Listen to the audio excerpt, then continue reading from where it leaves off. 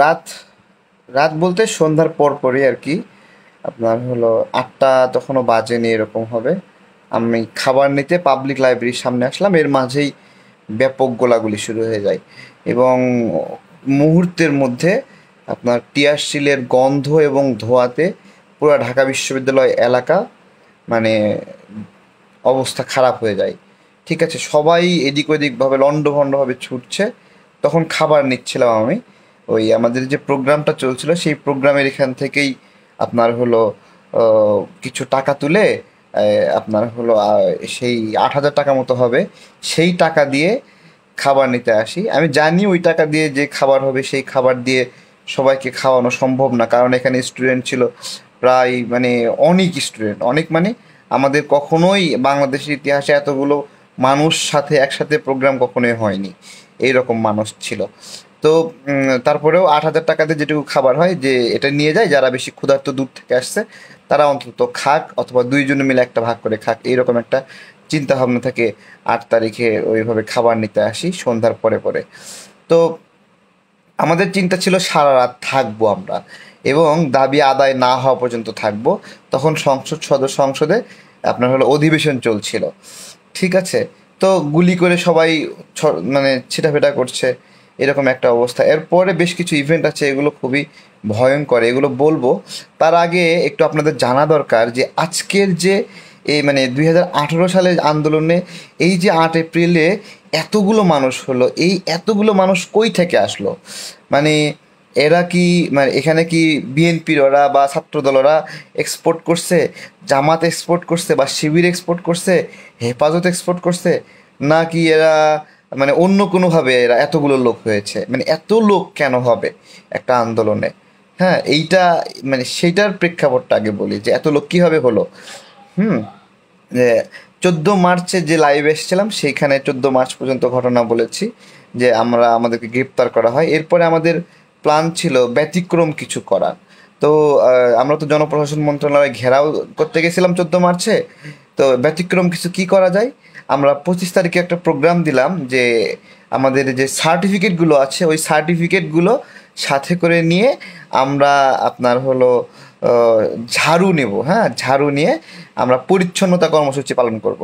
তো আমরা ঝাড়ু নিয়ে পরিচ্ছন্নতা কর্মসূচি পালন করার জন্য আমরা প্রস্তুতি নিলাম।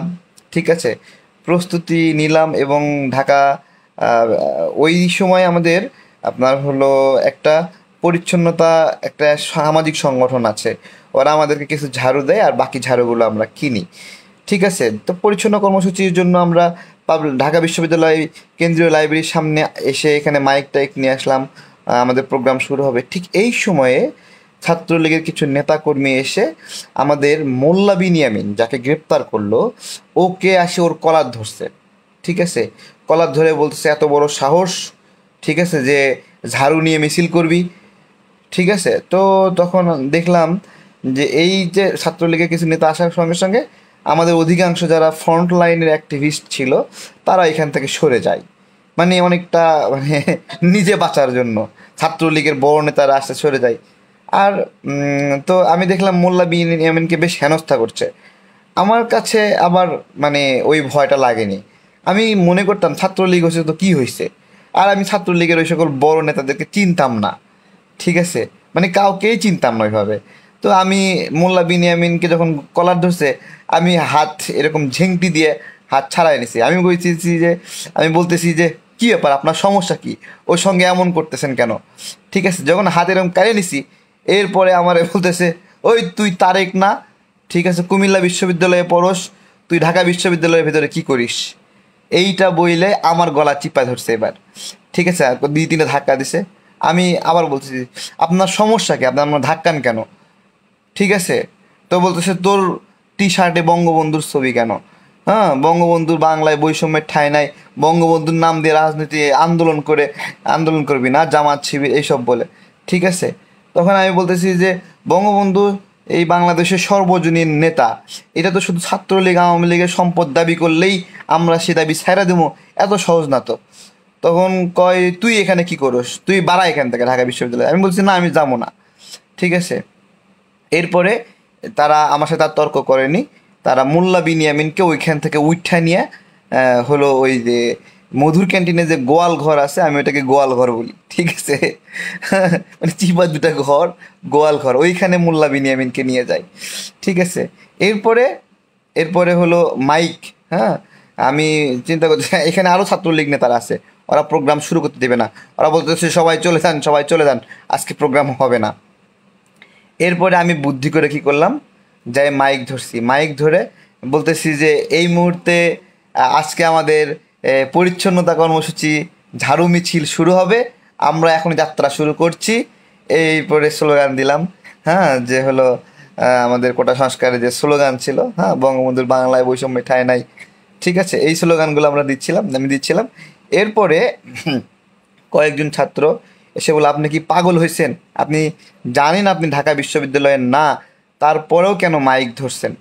ঠিক আছে, এইখানে ক্যাম্পাসের ভিতরে লাইব্রেরির সামনে যদি আপনি মাইক ধরেন, আপনার উপর হামলা হবে। আমি বলতেছি যে কেউ না ধরলে কি করব? তো এই সময়টাতে আমাদের অনেক নেতারা সরে গিয়েছিল। আমি ওই দিন নূর ভাই, বিপি নুরুল হক নূর ভাই সামনে এসে আমার কাছ থেকে মাইক নেয়, বলে তারেক ভাই আপনি দেন, আমি কথা বলি এবং স্লোগান দিই। এবং সেই সময় বুদ্ধি করে তখনই আমরা মিছিল শুরু করে দেই, ঠিক আছে? তো মিছিল শুরু হয়ে গেল, পরিচ্ছন্নতা কর্মসূচি আমরা সফলতার সাথে করছি। এরপরে হলো ভিসি চত্বরে গিয়ে আমাদের পরিচ্ছন্নতা কর্মসূচিটা শেষ হলো, এবং আমরা ওই দিন ছাত্রলীগ একটা বড় আয়োজন করতেছিল, আমাদের উপর হামলা করবে, আমাদের এরকম একটা অবস্থা একটা সৃষ্টি হয়েছিল। তো সেই দিনের পরে আমরা বুঝতে পারলাম যে আমাদের এই আন্দোলনের জায়গাটা ছোট হয়ে আসছে। অর্থাৎ মানে আমাদের উপরে ছাত্রলীগ প্রশাসন আরও মানে চাপ দিচ্ছে এবং আমাদেরকে টাইট করে নিয়ে আসতেছে, ঠিক আছে? তো টাইট করে নিয়ে আসতেছে যখন, সবাই লাইভটা শেয়ার দেন, ঠিক আছে, লাইভটা সবাই শেয়ার দেন। হ্যাঁ, টাইট করে নিয়ে আসতেছে এবং এমন একটা ভাব হচ্ছে যে আমাদেরকে আর আন্দোলন করতে দেবে না। এর মাঝে মাননীয় প্রধানমন্ত্রী শেখ হাসিনা হলো চাঁদপুরে যায়, চাঁদপুরে গিয়ে ঘোষণা করে যে মুক্তিযোদ্ধা কোটা বাতিল করা সম্ভব নয়, ঠিক আছে, মুক্তিযোদ্ধা করা বাতিল করা সম্ভব নয়। আমরা অনেকটা চ্যালেঞ্জ হিসেবে নিয়েছি যে বাতিল করা সম্ভব কি না এটা আমরা দেখব, ঠিক আছে? তো আমার মাথায় একবার সেন্টিমেন্ট চেঞ্জ হয়ে গেছে। 31 তারিখে আমরা কর্মসূচি দিয়ে হলো নাগরিক সভা হবে, ঠিক আছে, নাগরিক সভা।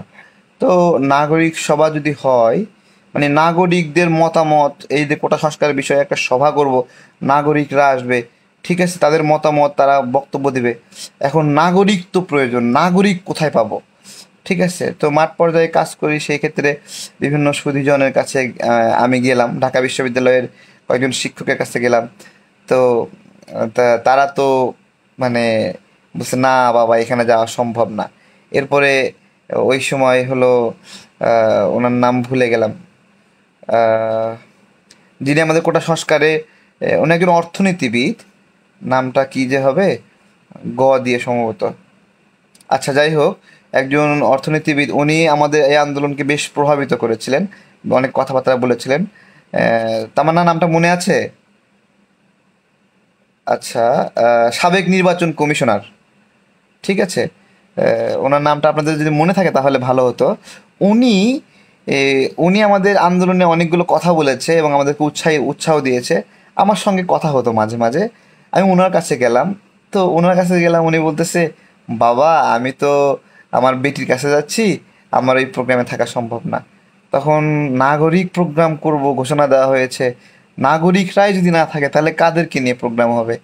তো সেইখান থেকে প্রোগ্রাম স্থগিত করলাম। এরপরে আমরা একটু বসে চিন্তা ভাবনা করলাম যে আমরা আসলে একটু অন্যভাবে চিন্তা করি। আমরা আহ, মাঠ পর্যায়ে কাজ করতে গিয়ে দেখলাম যে মানুষ কোটা যে একটা বৈষম্য এটা জানেই না, ঠিক আছে, এটা জানে না। তো এটা যদি না জানে তাহলে হবেটা কেমন করে, মানে এই আন্দোলনটা কিভাবে হবে? ঠিক আছে, তো এই জায়গাটা আমরা চিন্তা করলাম যে মানুষকে আগে জানাতে হবে, প্রচুর মানুষকে সম্পৃক্ত করতে হবে, যত বেশি মানুষ জানবে তত বেশি সম্পৃক্ত হবে। তো ওই জায়গা থেকে আমরা যেটা নিলাম যে না, কোটা সংস্কার সচেতনতার নামে একটা সপ্তাহ ঘোষণা করলাম, যে 1 তারিখ থেকে 7 তারিখ পর্যন্ত এই 7 দিন হলো কোটা সংস্কার সচেতনতা সপ্তাহ। এবং 8 তারিখ হলো আমাদের গণপদযাত্রা। ঠিক আছে, এই আন্দোলনের নাম ছিল গণপদযাত্রা। বাংলাদেশের ইতিহাসে এই নামে আর কখনো আন্দোলন সংগ্রাম হয়নি। প্রোগ্রামের নাম ছিল গণপদযাত্রা। তো সচেতনতা সপ্তাহ তৈরি করলাম। এখন সচেতন করব কোথায়? আমার মাথায় একটা জিনিস কাজ করে, এই ঢাকা শহরে অসংখ্য কোচিং সেন্টার আছে। এই কোচিং সেন্টারগুলোতে প্রচুর ছেলেপেলে লাইব্রেরিতে পড়াশোনা করে। আমার টার্গেট হলো যে সমস্ত কোচিং সেন্টারে আমি যাব এবং আমি এ, তাদের কাছ থেকে অর্থ সহযোগিতাও নেব। যারা বলে এই আন্দোলন হলো জামাত বিএনপি এটা থেকে অর্থায়ন করেছে, তাদেরকে আজকে শোনাতে চাই যে আমাদের অর্থটা কোথা থেকে এসেছে। ঠিক আছে, তো এই 7 দিন আমাদের প্রোগ্রাম হাতে নিলাম যে আমরা মানুষকে সচেতন করব। আমার টার্গেট ছিল ঢাকার সকল কোচিং সেন্টারে আমি যাব এবং তাদেরকে গিয়ে গিয়ে কান্নাকাটি করে বোঝাবো যে 8 তারিখের প্রোগ্রামে সবাইকে আসতে হবে এবং কোটা কীভাবে বৈষম্যের শিকার করছে আমাদেরকে সেটা তাদেরকে জানাবো। তো বিভিন্ন প্রোগ্রামে গিয়ে গিয়ে বিভিন্ন কোচিং সেন্টারে গেলাম। আমি যখন বললাম যে কোচিং সেন্টারে যাব, তখন আমার সঙ্গে আমার সহযোদ্ধারা তাচ্ছিল্য করেছিল যে কোচিং সেন্টারে গিয়ে কি হবে। ঠিক আছে, কোচিং সেন্টারে গিয়ে কী হবে, অনেক অনেক তাচ্ছিল্য করেছে। তো আমি বললাম আমাদের অর্থ প্রয়োজন, আমরা কোচিং সেন্টারে গিয়ে অর্থ সংগ্রহ করব, আবার হলো তাদেরকে দাওয়াতও দিয়ে আসবো। তো প্রত্যেকটা কোচিং সেন্টারে গেলাম, কনফিডেন্স, ওরাকল, তারপরে হলো আরও বিভিন্ন যা আছে বিসিএস এর কোচিং সেন্টারগুলো, বিভিন্ন স্যার প্রাইভেট পড়ায়, সব জায়গায় গেলাম। এর মধ্যে অনেক কোচিং সেন্টার আছে, হ্যাঁ, তারা হলো আমাদেরকে ঢুকতে দেয়নি, কিন্তু আমরা জোর করে ঢুকেছিলাম।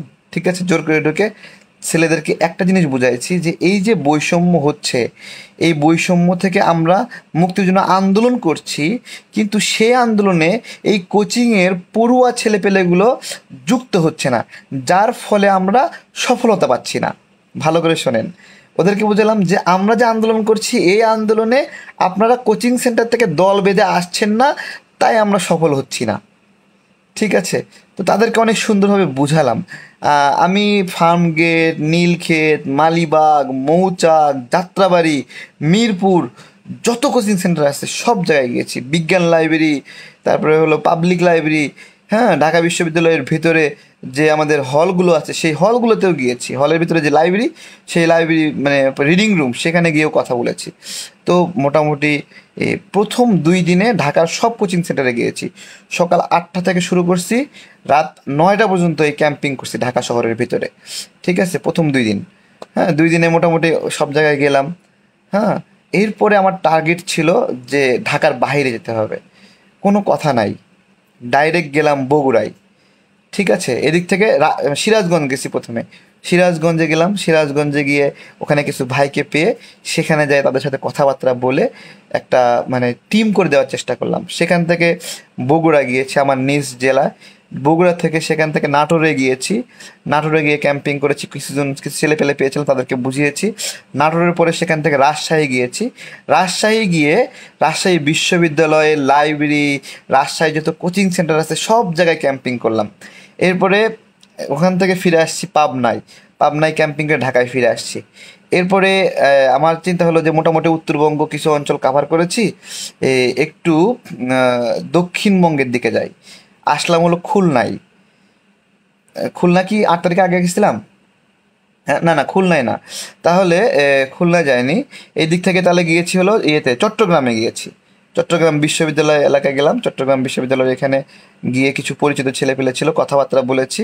চট্টগ্রামে যাওয়ার আগে প্রথমে গিয়েছি হলো হলো কুমিল্লাতে। হ্যাঁ, কুমিল্লাতে গেলাম। কুমিল্লাতে গিয়ে কুমিল্লাতে যাওয়ার পরে কুমিল্লা বিশ্ববিদ্যালয় অঞ্চলে ঢুকলাম। কুমিল্লা বিশ্ববিদ্যালয়ে ঢোকার পরে এখানে ক্যাম্পিং শুরু করার শুরুতেই আমাকে ব্যাপকভাবে বাধা দিল। ঠিক আছে, বাধা দিল। তখন এখানে ছাত্রলীগের সভাপতি, তারপরে হলো তারপরে এখানে মাজিদ নামে একটা ছেলে, মাজিদ না কি যেন, ওরা যারা ছিল ওদেরকে বললাম যে এরকমভাবে একটু ক্যাম্পিং করব, তোমরা বাধা দিও না। তখন তাদেরকে বুঝায় ক্যাম্পিং করলাম। এরপরে সেখান থেকে গেলাম কুমিল্লা সরকারি মহিলা কলেজে গিয়েছি, তারপরে কুমিল্লা সরকারি কলেজে গিয়েছি, কুমিল্লা ভিক্টোরিয়া কলেজে গিয়েছি। যাই প্রত্যেকটি জায়গায় টিম বানিয়ে রেখে এসেছি এবং আন্দোলনের সময় তারা যেন সবাই নামে। আমার টার্গেট ছিল লাইব্রেরি, পাবলিক লাইব্রেরি, এগুলোতে ছিল। গেলাম সেখান থেকে কুমিল্লার মানুষ ব্যাপক আপ্যায়ন করেছিল। আমরা কুমিল্লা ময়নামতিতে লালমাইয়ে ছিলাম আর কি, লালমাইয়ে গিয়েছিলাম, সেখানে ব্যাপক আপ্যায়ন করেছে আমাদের পুরো টিমকে। এরপরে সন্ধ্যা সন্ধ্যা তখন 6টা হবে। সন্ধ্যা 6টার দিকে চিন্তা হলো যে কুমিল্লা যেহেতু আসছি, নোয়াখালী, ফেনী এইসব অঞ্চলগুলো যদি দেখা করে যাই তাহলে খুব ভালো হতো। তো কি করা যায়, সময় তো নাই। তো সঙ্গে সঙ্গে করলাম দেরি করব না, বাসে উঠে যাই। তো বাসে উঠে গেলাম, প্রথমে বাসে উঠে গেলাম এবং নোয়াখালী এবং ফেনীর যে প্রতিনিধিরা আছে তাদের সঙ্গে দেখা করলাম। মানে মোটামুটি একটা মেসেজ দেওয়ার চেষ্টা করছি যে 8 তারিখ ঢাকাতে মানে টোটালি ডিফারেন্ট কিছু হচ্ছে এবং বড় একটা জাগরণ হবে, আপনারা সবাই নিজ নিজ এলাকা থেকে এই প্রোগ্রামগুলো হ্যান্ডেল করবেন, ঠিক আছে? তো এখান থেকে আবার ব্যাক করলাম, ব্যাক করে হাতে আছে একদিন। তারপরে কি করা যায়, এই একদিনকে কিভাবে কাজে লাগান যায়। ঢাকাতে তো ঢাকা কলেজ, 7 কলেজ আছে, এই 7 কলেজে আমার ঢুকতে হবে। তো মাথা গরম হয়ে গেছে, 7 কলেজ ছাড়া তো কাজ হবে না। 7 কলেজে বড় হিউম্যান মানে বড় ছাত্র একটা সংখ্যা আছে। আমি টার্গেট নিয়ে আপনার হলো প্রথমে গেলাম হলো ঢাকা কলেজে। ঢাকা কলেজে যাওয়ার পরে আপনার হলো প্রথমে লাইব্রেরিতে ঢুকেছি, লাইব্রেরিতে ঢুকে ক্যাম্পিং ট্যাম্পিং করলাম, ঠিক আছে? ওই দিন নূর ভাই ছিল, কিন্তু ঢাকা কলেজে যাওয়ার সময় নূর ভাই ছিল, হাসান আল মামুনও ছিল। ক্যাম্পিং করলাম। তারপরে আমার টার্গেট ছিল যে আমি পুরা যতগুলো মানে হল আছে প্রত্যেক রুমে রুমে গিয়ে ছেলে পেলে গিয়ে লিফলেট দিয়ে কনভিন্স করে আসবো যেন 8 তারিখে আসে। তো এইবার হলে ঢুকছি, হলে ঢোকার পরে মোটামুটি গোটা 50 ঢোকার পরেই আমি এখানে ছাত্রলীগের নেতা সুইমের রুমে আমি ঢুকে পড়ি, ঠিক আছে? এইবার কোথায় আমি যাব, আমার আটকায় রাখছে। মানে মানে ওখানে সে ছিল, আটকায় রাখছে। আমি তো তাকে চিনি না, পরে চিনছি। মানে আমার মারবে কাটবে, চাপাতি বার করছে, বুঝতে পারছেন? হ্যাঁ, যে তোর এত বড় সাহস, তুই ঢাকা কলেজের ভিতরে আইসা ক্যাম্পিং করতেছোস। আমি বললাম, আমি তাদেরকে বোঝালাম যে ভাই আমরা এটা এই কারণে করতেছি, আর আশেপাশে আমার বন্ধুরা আছে, আমাকে যদি ছেড়ে না দেন তাহলে কিন্তু ওরা আন্দোলন শুরু করবে, ঠিক আছে? তো আমাকে হুমকি ধামকি দিয়ে রুম থেকে বাইর করে দিল, ঠিক আছে? তো বের করে দিল। ঢাকা কলেজে কিছুক্ষণ ক্যাম্পিং করলাম, এরপরে সবাইকে এসে বললাম। আইসা এগুলো শুনে সবাই ভয় পেয়ে গেছে যে এরকম চাপাতি বাড়ি করছে, এরকম আমাকে মারতে চাইছে, ঠিক আছে? তখন বললো এই চলো চলো ঢাকা কলেজ থেকে চলো, আর এখানে আর ক্যাম্পিং করা যাবে না। তো আমার চিন্তা হলো যে আমার তো এখনও 7 কলেজ বাকি আছে, ঠিক আছে? তো কি করা যায়, কি করা যায়? এরপরে তিতুমির কলেজে গেলাম। হ্যাঁ, আমি, নাহিদ হুজুর, মোল্লা বিনিয়ামিন সহ আর কয়েকজন তিতুমির কলেজে ঢুকেছি। ঢুকতেই ছাত্রলীগ বাহা দিছে, ঠিক আছে? বাহা দিছে। ওই সময় একটা ছাত্রলীগের একটা ভাই ছিল একটু পাগল টাইপের, ঠিক আছে? হ্যাঁ, ও বলতেছে যে আরে কোটার কারণে মায়েরে বাপ, কোটার মায়েরে বাপ, এর কারণে চাকরি, আমার বোনের চাকরি হচ্ছে না, ঠিক আছে? বলছে কোটার মায়েরে বাপ, তোমরা ক্যাম্পিং করো। ও সিগন্যাল দিয়ে দিচ্ছে। তা ভিতরে ঢুকে যায় বিভিন্ন ডিপার্টমেন্টে আরিফ ভাই, শ্রমিক অধিকার পরিষদের সদস্য সচিব আরিফ ভাই ছিল। তারপর বিভিন্ন ডিপার্টমেন্টে ঢুকে ঢুকে ক্যাম্পিং করতেছি, সবাইকে বোঝাচ্ছি, বোঝাতে বোঝাতে এক পর্যায়ে নিচে আসছি। ওই সময় আপনার হলো আমাকে ডাকছে, ঠিক আছে? আমাকে ডাকছে, এইদিকে আয়। আমি কাছে গেলাম, গিয়ে তারপরে আমি বলছি ভাই কি সমস্যা? তো বলছে তুই যে ক্যাম্পিং করতেছস, এই যে সরকার বিরোধী ক্যাম্পিং, কাজটাকে ঠিক করতেছস। আমি বলছি ভাই এই যে বিষয়টা দেখেন, এরকমভাবে কোটা বিষয়ে সংস্কার করা প্রয়োজন। তো এই জন্য তো ক্যাম্পিং না করলে তো হবে না ভাই। আমরা যে আন্দোলন করতেছি ওই আন্দোলন সফল হবে না যদি ক্যাম্পিং না করি। তারপরে বলতেছে বাইনচোদ, এই বলেই পকেট থেকে পিস্তল বের করছে। পিস্তল বাইর করে আমার আমার পেটে ধরছে, ঠিক আছে? পেটে ধরছে, আমার তো গা থরথর করে কাঁপতেছে, ঠিক আছে? মানে ওটা যে আসল পিস্তল এটা আমি বুঝতে পারছি, কারণ প্লাস্টিকের খেলনা পিস্তল হলে এটা হলো মানে ঠান্ডা হইতো না। মানে মানে মানে পেটে যে ধরছে এটা প্রচুর পরিমাণে ঠান্ডা, ঠিক আছে? ঠান্ডা, এই আমি বুঝতে পারছি যে এইবার তো খবর হয়ে গেছে, এটা তো জিনিস আসলে, ঠিক আছে? আমি তো ভয়ে একটু কাঁপতেছি। তারপরে ওই যে ছেলেটা আমাদেরকে বাধা দিয়ে প্রথমে বলছিল ক্যাম্পিং করো, ও এবার চলে আসছে। ও বলছে এই তোদের সমস্যা কি, ওদেরকে কিছু কইস না, ছাইড়ে দে, ঠিক আছে? এরপরে ছাইড়ে দিল। এখান থেকে আরও 2-3টা ক্লাসরুমে ক্যাম্পিং করে ওইখান থেকে বের হলাম। বের হয়ে টার্গেট হলো যে বাংলা কলেজ একটা বড় ফোর্স, বাংলা কলেজকে বলতে হবে। তারপরে ওইখানে মোল্লা রহমতুল্লাহ, ওইখানে আর কেউ যাবে না, এখানে ধাক্কা খেয়ে আর কেউ যাবে না, সংখ্যা অর্ধেক কমে গেছে, আর কেউ যাইতেছে না। ওইখানে শাপলাপু ছিল, শাপলাপুরে ফোন দিয়ে বললাম শাপলাপু আসবো, কি করব? তো আমার তো সংখ্যা কমে গেছে, আর কেউ যাবে না। আমি, মোল্লা রহমতুল্লাহ আর একজন মনে হয়, তিনজন রইল। ও নাহিদ, নাহিদ হুজুর, তিনজন রইল, আর কেউ যায় না এখানে। ঠিক আছে, কেউ যায় না। তারপরে অনেক ভয়ে ভয়ে শিয়ালের মতো, যে এক পা যায় দুই পা পিছায় এরকম। তারপরে বাংলা কলেজের কাছে গেলাম, যাই বলে যে বাংলা কলেজে কিন্তু অনেক সন্ত্রাসী। ঠিক আছে, মানে ছাত্রলীগের অনেক সন্ত্রাসী, অনেক অ্যাগ্রেসিভ তারা। তারপরে ঢুকতে শাপলাপু রিসিভ করলো, তারেক ভাই আপনি আসছেন। আসলে আমি মনে করছিলাম কেউ আসবে না, সবাই ভয় পাচ্ছে। বাংলা কলেজের কয়েকজন ছেলে ছিল, ওরা প্রথমে আসলো আইসা, তারপরে অনেক চিন্তা ভাবনা করে দুইজন ভাগছে, শাপলা আপু, বাংলা কলেজের আরেকজন ছাত্র, এই দুইজন রইলো, আর আমরা তিনজন, এই পাঁচজন। এই পাঁচজন মিলে হলো ক্লাসে ক্লাসে ক্যাম্পিং শুরু করলাম। একটা ক্লাসে তিন চারটা ক্লাসে গেছি। এরপরে এক বিল্ডিং থেকে আরেক বিল্ডিংয়ে যাওয়ার মাঝখানে আমাদেরকে আবার ধরছে, ছাত্রলীগের ছেলে পেলে ধরছে, এই মাইরে লেবো, কাটিয়ে লেবো, ফাইরে লেবো, হ্যাঁ কলার ধরে ধাক্কা ধাক্কি, এরকম অবস্থা। ঠান্ডা মাথায় আবার বুঝালাম যে বাবা, আমরা যে চিল্লা চিল্লি করো না, তোমাদের জন্যই আমরা এই যে কোটা নামে যে বৈষম্য, ঠিক আছে, এদের থেকে মুক্তি হতে হলে আন্দোলনের বিকল্প নাই, আমাদেরকে সুযোগ দাও। অনেক বুঝায়ে এ, অনেক বুঝায়ে সেখানে আমরা তাদেরকে কনভিন্স করলাম, কনভিন্স কইরা আপনার হলো বাংলা কলেজে মার্কেটিং করলাম। ওইখানে যেটা হয়েছিল, ছাত্রলীগের যে নেতা ছিল একজন, সে নিজেই আমাদের কর্মী হয়ে গেছে।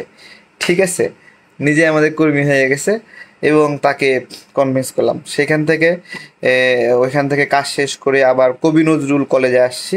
কবি নজরুল কলেজে আইসা সেখানে কয়েকজনকে পেয়েছিলাম, তাদের সাথে কথাবার্তা বললাম। এরপরে ইডেন মহিলা কলেজে আসলাম হলো সন্ধ্যার দিকে। হ্যাঁ, ইডেন মহিলা কলেজে সন্ধ্যার দিকে এসে কয়েকটা আপুকে বললাম যে আপনাদের মানে একটা সেট আপ হয়ে গেল। হ্যাঁ, বললাম যে আপু এরকমভাবে প্রোগ্রাম করতে হবে, আপনারা যারা আছেন একটা সকালবেলা সবাইকে নক দিয়ে একটা হাইপ তুলেন। ঠিক আছে, এরপরে ওদেরকে বললাম, এরপরে 8 তারিখে গণপদযাত্রা। ঠিক আছে, মানে গণপদযাত্রা এটা কেমন প্রোগ্রাম, কই থেকে শুরু, এটা আমরা কাউরেই বলিনি। ঠিক আছে, আমরা রাতে একটা আলাপ আলোচনা করলাম, কইরা ঠিক করলাম কিভাবে কিভাবে যাব। ঠিক আছে, তো মানে 8 তারিখে সকালবেলা, মানে সকাল থেকে এত মানুষ, মানে পাবলিক লাইব্রেরি থেকে শুধু বের হয়েছে 2,000-এর মতো। ঠিক আছে, 2,000 মতো বের হয়েছে। ঢাকা বিশ্ববিদ্যালয়ের প্রত্যেক হল থেকে আলাদা আলাদা ব্যানার নিয়ে, ঠিক আছে, ছেলেপেলে আসতেছে। হ্যাঁ, ব্যাপক একটা অবস্থা। হ্যাঁ, মুহূর্তের মধ্যে পুরা পাবলিক লাইব্রেরি, টিএসসি, কোনো জায়গায় কোনো জায়গা হচ্ছে না, মানে পা ফেলার জায়গা নাই। তারপরে আমি বললাম যে আল্লাহু আকবার, আল্লাহু আকবার, যে পরিশ্রমটা এই কয়দিন, এই 7টা দিন 8টা দিন করছি, দেশব্যাপী ঘুরে বেড়াইছি, আজকে এটা সার্থক। আমার চোখ দিয়ে পানি চলে আসতেছে, যে এত মানুষ, আমি পুরা কান্না করে দেওয়ার মতো অবস্থা, যে অনেক কষ্ট করছি, অনেক কষ্ট করছি। ঠিক আছে, তো তারপরে আহ, সেখানে আমাদের আন্দোলন শুরু হলো, গণপদযাত্রা শুরু হলো। আমরা মানে ইউনিভার্সিটি থেকে মিছিল বের করে ভিসি চত্বরের দিক দিয়ে ওদিক দিয়ে যাচ্ছি, মানে মিছিল শেষ হয় না। ঠিক আছে, আমি আপনাদেরকে বলি, এই দিনে আমাদেরকে মাইক দেবে না কোনো দোকানদার। একটা গুরুত্বপূর্ণ কথা শোনেন, কোনো দোকানদার আমাদেরকে মাইক দেবে না, মাইক দেবে না। একটা দোকানদার রাজি হলো মাইক দেবে। ঠিক আছে, এখন মাইক মিছিলে ঢুকাই কিভাবে, মাইকটা মিছিলে কিভাবে ঢুকান যায়? ও, পথে তো ধরবে, জায়গায় জায়গায় পুলিশ গিয়ে বসাইছে। তারপরে আমি চিন্তা করলাম, মাথায় কি খেলে না খেলে না, রিক্সায় উঠে বসলাম, রিক্সায় উঠে বসলাম, উঠে বইসা এবার বলা শুরু করলাম যে মূল্য হ্রাস, মূল্য হ্রাস। ঠিক আছে, মূল্য হ্রাস, অ্যাপেক্স মালিবাগ শাখায়, হ্যাঁ, মূল্য হ্রাস দেওয়া হয়েছে, 60% মূল্য হ্রাস দিয়ে দিছি, বুঝছেন? হ্যাঁ, 60% মূল্য হ্রাস, মাইকে ঘোষণা করতেছি মূল্য হ্রাস। এরপরে মাইক, হ্যাঁ, মূল্য হ্রাস ঘোষণা করতেছি বাইকে, যে অ্যাপেক্স 60% মূল্য হ্রাস, এটা ঘোষণা করতে করতে, হ্যাঁ, মাইক, হ্যাঁ, মাইক নিয়ে নিয়ে মিছিলের কাছাকাছি যাচ্ছি। এরপরে সিস্টেমে মিছিলের ভিতরে ঢুকাই ফেলেছি, আর চিল্লানি দিয়ে স্লোগান শুরু। ঠিক আছে, মানে এটা একটা অন্যরকম একটা বুদ্ধিমত্তার জায়গা ছিল, এবং অন্যরকম একটা মানে অনুভূতি জায়গা ছিল, যে কিভাবে সিচুয়েশন ম্যানেজ করতে হয়। তো আলহামদুলিল্লাহ, মিছিল শুরু হয়ে গেল। আর এত বড় মিছিল মানে আমি জীবনে কোনোদিন দেখিনি। তো মিছিল নিয়ে আমরা, মিছিলটা কত বড়, আপনার হলো নীলক্ষেতের গাউসে পাক মার্কেট থেকে শুরু করে শাহবাগ পর্যন্ত এত বড় মিছিল। ঠিক আছে, এত বড় মিছিল কেউ কোনোদিন দেখেনি। বাংলাদেশে কোনো আন্দোলন সংগ্রামে ইতিহাসে এত বড় মিছিল ছিল না, যে হলো নীলক্ষেত গাউসে পাক মার্কেট থেকে শাহবাগ পর্যন্ত। তো শাহবাগে আমরা পুরা ঘেরাও নিয়েছি। ঠিক আছে, শাহবাগে আমরা অবস্থান করলাম। অবস্থান করার পরে পুলিশ চতুর্দিক থেকে আমাদেরকে ঘিরে নিছে, সব দিক থেকে। ওইদিকে হলো মানে মৎস্য ভবনের এই সাইডে, এইদিকে হলো শেয়ারটন হোটেলের এইদিকে ঘিরে এনেছে, এবং পুরা সজ্জিত, মানে হাজার খানিক পুলিশ হবে, বারো বেশি হতে পারে, সজ্জিত।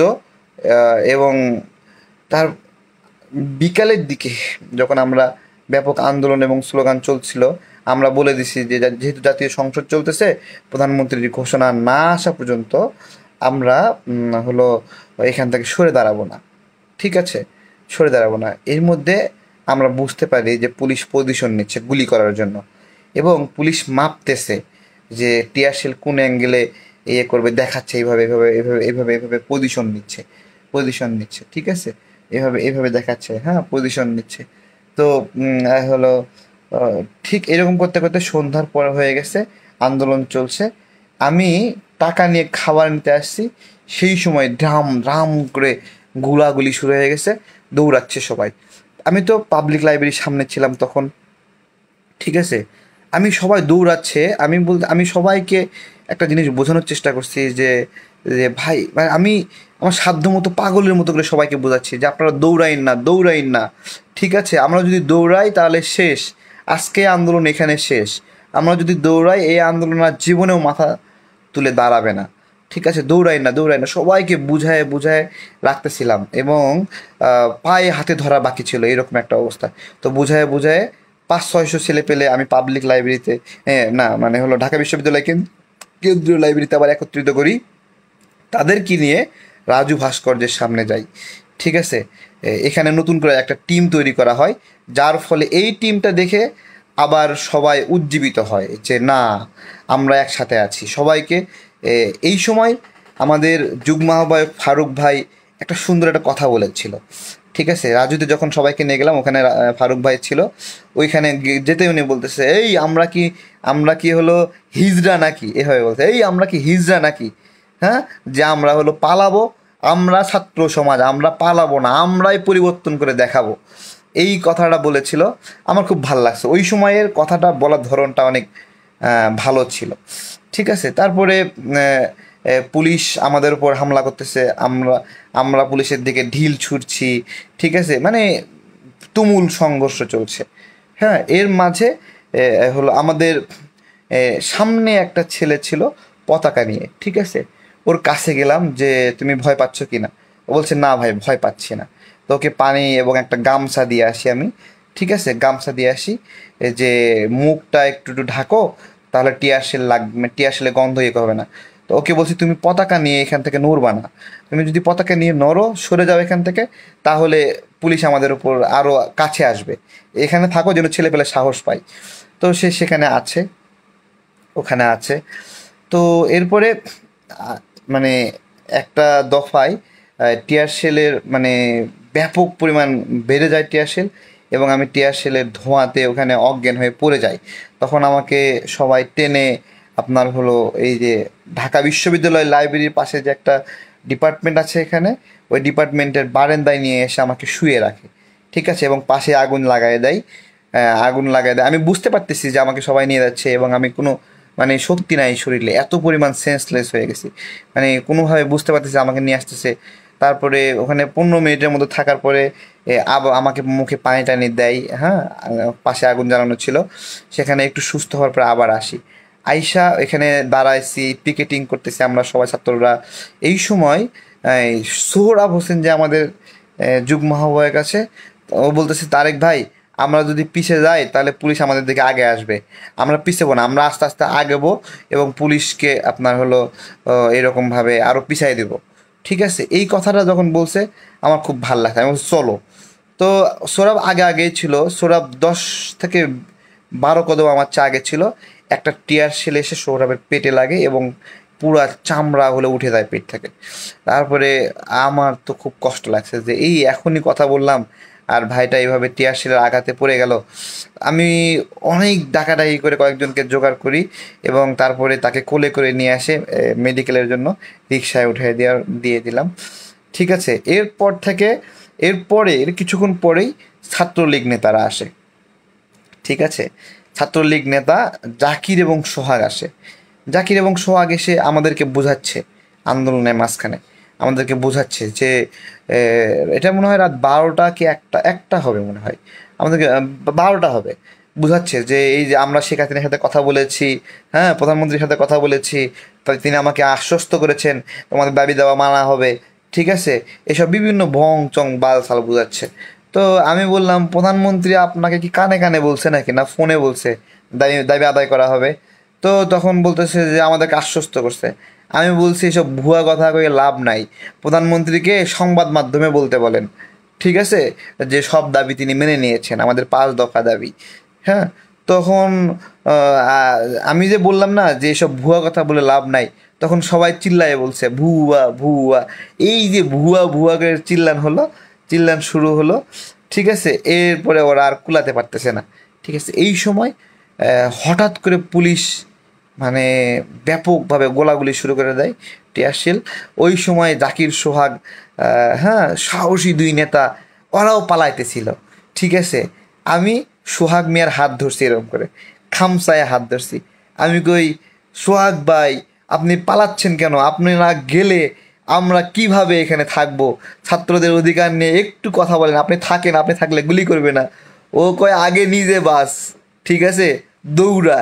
তারপরে দৌড় দিছে উসাইন বোল্টের মতো, এক দৌড়ে চলে গেছে। আর খারাপ কথাকে গালি দিচ্ছে এভাবে, কয় বাইনচোদ পুলিশ, মাদারচোদ পুলিশ, এইসব বলে গালি দিচ্ছে সোহাগ। ঠিক আছে, এসব বলে গালি দিচ্ছে। হ্যাঁ, গালি দিয়ে বলতেছে আমরা এখানে আসি আমাদের উপরে গুলি করে। হ্যাঁ, দাঁড়া তোকে দেখতেছি। হ্যাঁ, এরপরে ঢাকা বিশ্ববিদ্যালয়ে যে ভিসি আছে ওই ভিসিকেও গালাগালি করে, ছাত্রলীগের নেতারা গালাগালি করে এবং তারা এখান থেকে ভিসির বাসভবনে যায়। আমরা এখানে যখন আন্দোলন করছি, ছাত্রলীগের নেতারা তখন ভিসির বাসভবনে যায়। ওইখানে তাদের সঙ্গে যুক্ত হয় ঢাকা কলেজের নেতারা, ছাত্রলীগের নেতারা, এবং তাদের নেতৃত্বে ভিসির বাসভবনে ভাঙচুর হয়, ব্যাপক ভাঙচুর এবং অগ্নিসংযোগ হয়। হ্যাঁ, এবং তারা করেছে এটা, তারা করে আমাদের উপর দোষ দিয়েছিল। ঠিক আছে, তো সারা রাত ভর আমাদের আন্দোলন সংগ্রাম চলে এবং আমাদের একটাই লক্ষ্য ছিল পুরোটা রাত, যে আমরা এখান থেকে নড়বো না, বিজয় ছাড়া নড়বো না আমরা এখান থেকে।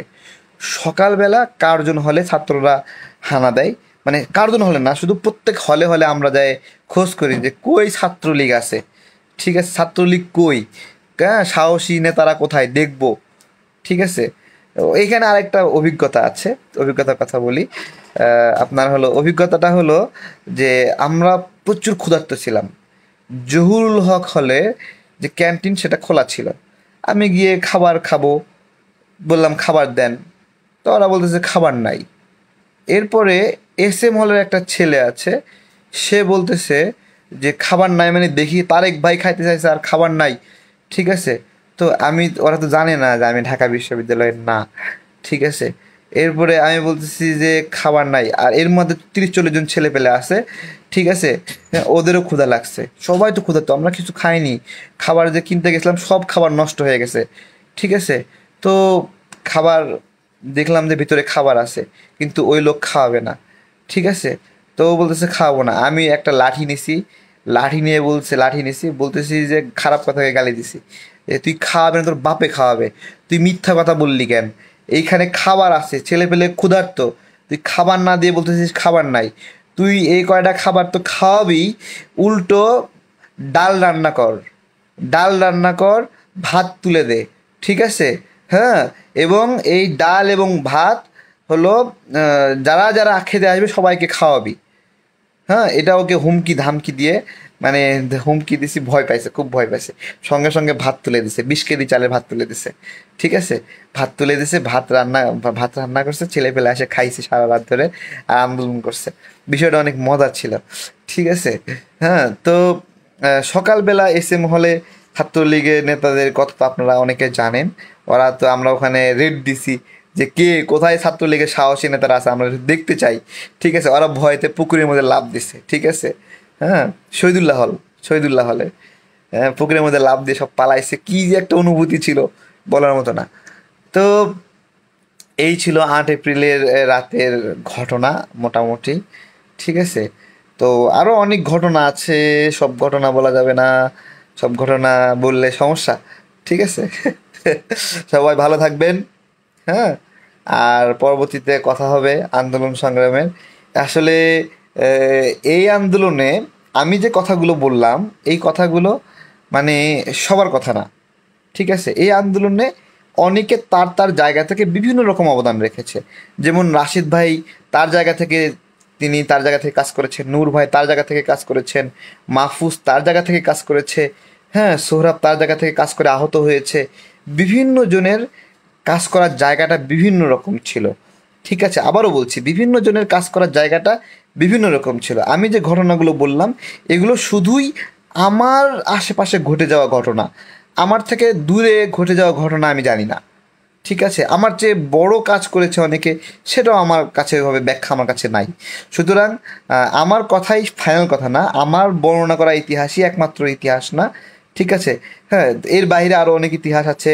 ছাত্রলীগের নেতারা দৌড়ানি খাইছে আমাদের দ্বারা।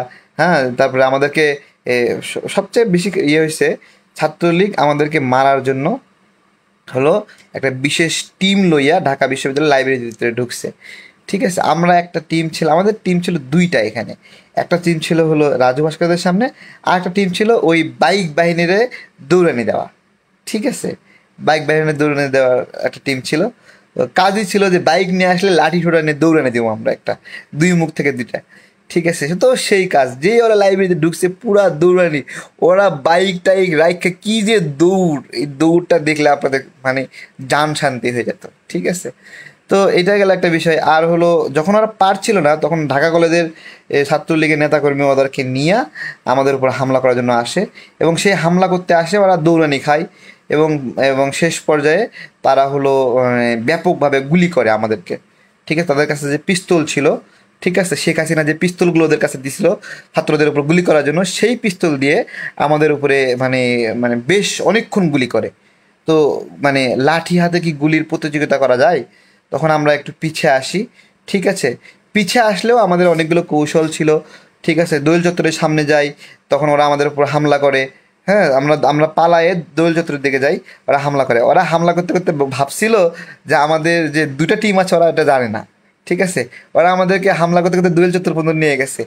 যেই দোয়েল চত্বরের পর্যন্ত নিয়ে গেছে, আমাদের আরেকটা টিম রাজু ভাস্কর যে এদিকে ছিল, ওরা এদিক থেকে চাপ দিছে। ওই সময়ের যে সিনারিটা ওইটা আবার অনেক মজার। ঠিক আছে, মানে একটা টিম দোয়েল চত্বর আমাদের, আর একটা টিম রাজু ভাস্কর, যে মাঝখানে হলো ছাত্রলীগ।